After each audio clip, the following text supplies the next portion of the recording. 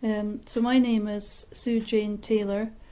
I live near Dornoch, which is in the north east Highlands of Scotland, and I'm a visual artist who's known mainly for my work in the North Sea oil industry, but really it's looking at sort of contemporary life in the Highlands.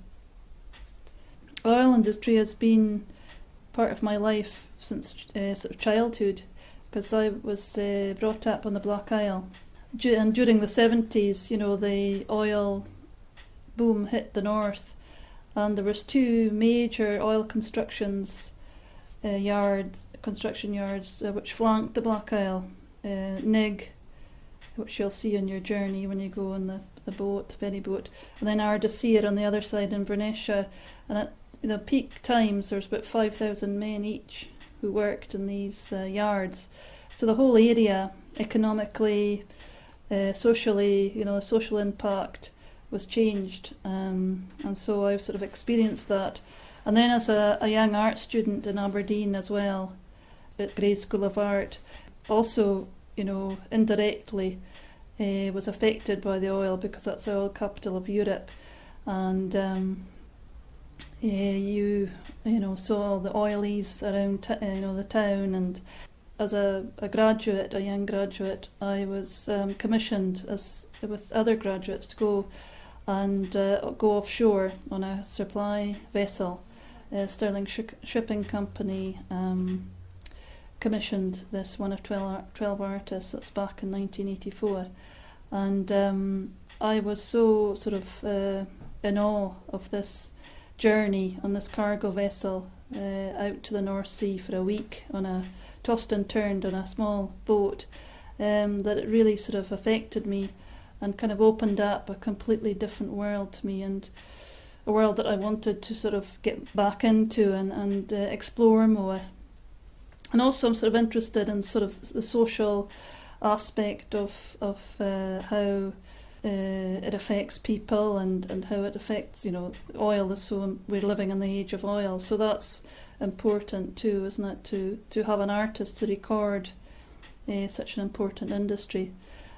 Yeah, so really for sort of 20 years on and off I've worked on this subject and built up a sort of whole portfolio of work on it.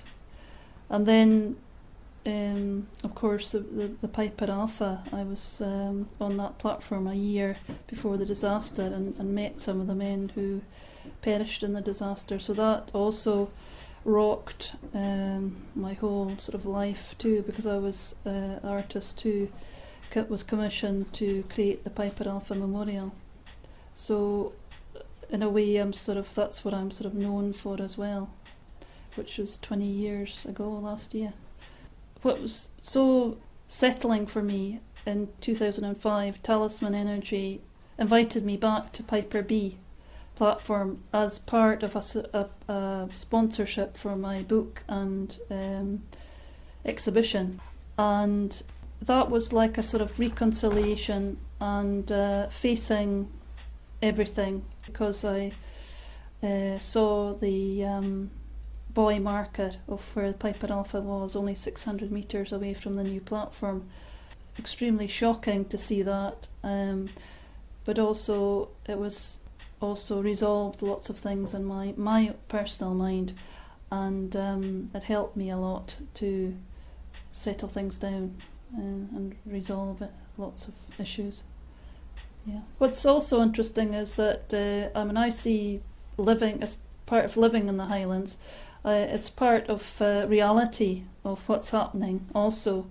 It's not just a pretty landscape, and it's gritty stuff that's actually happening now, sort of contemporary Highlands.